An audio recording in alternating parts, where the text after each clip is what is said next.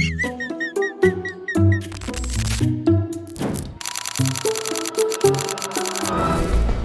bet you loved the Men in Black movies. I mean, who didn't? Watching Agents K and J rock cool shades, wield high-tech gadgets, and kick the asses of some nasty, undocumented extraterrestrial visitors. It was every kid's dream job. After all, who wouldn't rather be an MIB agent than work a boring 9 to 5? The original Men in Black movie, released in 1997, was based on a comic book by Lowell Cunningham, which debuted in 1990. Or at least, that's what we were told to believe. Take a look at these excerpts from Destroyers of the Past, an Italian comic created by Alfredo Castelli and published a full 8 years before the so-called original American version. In its pages, New York-based adventurer Professor Martin Mystery discovers the ruins of a lost civilization 800 miles off the Portuguese coast at the bottom of the Atlantic Ocean. But before he can uncover the truth, a mysterious group of men intervenes, blowing the ocean floor to pieces and nearly killing him. These men wore black suits, black ties, and dark sunglasses. Sound familiar? Coincidence? Maybe. But then there's this. Professor Mystery refers to them by a name that it should make you pause. Men in Black. And let's zoom in on what one of these men actually says. Society, the economy, power. They are all based on a certain scheme, certain beliefs, and have been for 2,000 years. We remove anything that jeopardizes the order that keeps us in power. And we can't be destroyed because we are everywhere. We've been around since the early days. You've known about us, but under different names. Sounds like a figment of wild artistic imagination, right?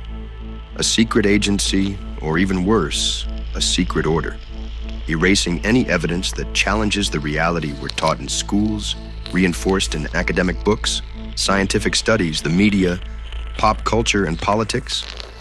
That kind of thing doesn't really exist, does it? Well, brace yourself, because it seems it does. The earliest recorded encounter with the so-called Men in Black dates back to the Maury Island incident in June 1947, just before the infamous Roswell UFO crash. Harold Dahl, a harbor patrolman in Puget Sound, Washington, claimed to have seen 6 flying objects dropping strange debris, killing his dog and injuring his son. Soon after, Dahl was allegedly visited by a man in a black suit who warned him not to speak of the event. He later recanted his story, but many believe he was pressured into silence. In 1956, writer Gray Barker published They Knew Too Much About Flying Saucers, one of the first books to popularize the Men in Black. Barker wrote about Albert K. Bender, a UFO researcher who founded the International Flying Saucer Bureau in 1952. Just a year later, Bender suddenly shut down the organization, claiming he had been threatened by 3 men in black suits who told him to stop investigating UFOs. This was the first time the Men in Black were described as a coordinated force working to suppress UFO information. But wait, there's more. For example, the Paul Miller incident that happened in North Dakota in 1961. Miller and his colleagues encountered a UFO while hunting. They claimed to have shot at the craft, which then vanished. The next day, 3 men in black suits visited Miller at his workplace and knew all the details of the event, including information Miller had not shared publicly. The men warned him against discussing the incident. Or the Mothman prophecies taking place in West Virginia between 1966 to 1967. During the infamous Mothman sightings, many residents of Point Pleasant reported visits from Men in Black. These visitors often spoke in strange robotic voices, wore ill-fitting black suits, and displayed unfamiliarity with everyday objects. They questioned witnesses about what they had seen and warned them not to speak about their experiences. Or how about the Robert Richardson incident in Ohio in 1967? Richardson claimed he hit a UFO with his car, but the object vanished upon impact. Shortly after reporting the event, two men in black suits visited him. They demanded the metal fragment Richardson had found at the scene, threatening him and his family if he refused. Despite never publicly sharing how these men knew about the fragment, Richardson remained convinced they were not from any government agency. Then there is the Dr. Herbert Hopkins case that occurred in Maine in 1976. Dr. Hopkins, a UFO researcher, was studying a case involving a UFO witness. One evening, after receiving a phone call from a man claiming to represent a UFO organization, a mysterious visitor dressed in black appeared at Hopkins' home. The visitor displayed bizarre behavior, had pale skin, and knew details about the case Hopkins was working on. He also allegedly demonstrated telepathic abilities and warned Hopkins to stop his research. And finally, Dan Aykroyd's MIB experience from 2002. Yes, that Dan Aykroyd, the actor we so nostalgically remember from the Ghostbusters and the Blues Brothers. While working on a UFO documentary called Out There, Dan Aykroyd claimed he stepped outside to take a phone call and noticed a mysterious black car with two men in black suits inside.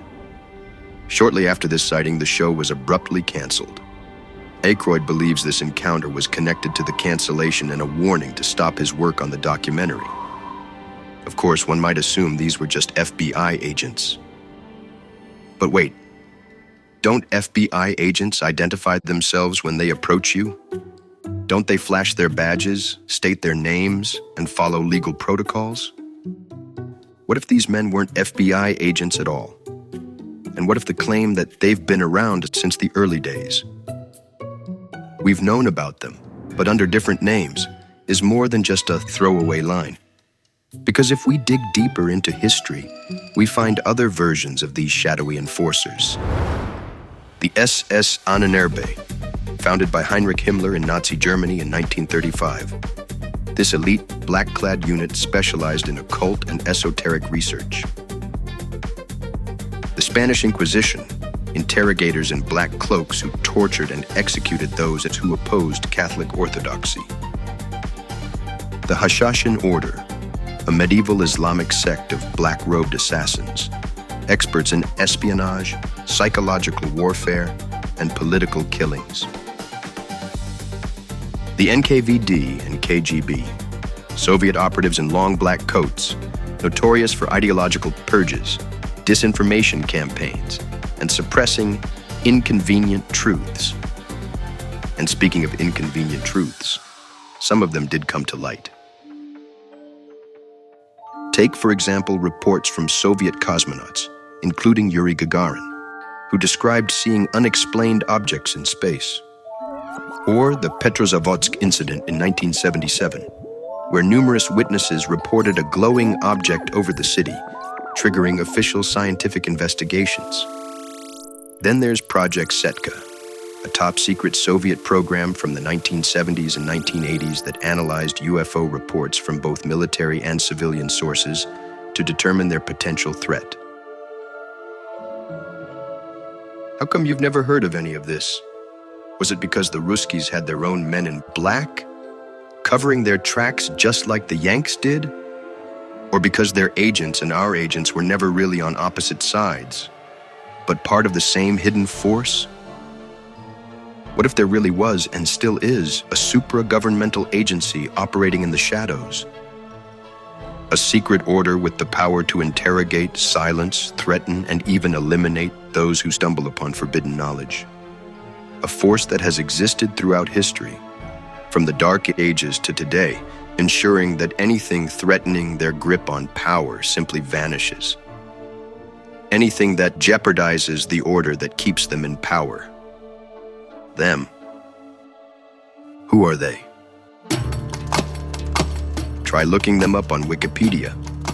You'll see just how hard they try to convince you it's all just another conspiracy theory. The 1947 craze has been extensively studied within the frameworks of both folklore studies and religious studies. where it is regarded by scholars as the birth of a modern myth. The incident is widely regarded as a hoax, even by believers of flying saucers and UFOs. According to the Committee for Skeptical Inquiry, little or no evidence exists to support them despite significant research on the subject by non-governmental scientific agencies. This article is about the UFO conspiracy theories. But as we all know, the greatest trick the devil ever pulled was convincing the world he didn't exist. Please like, subscribe, and watch my other videos to learn what they don't want you to know.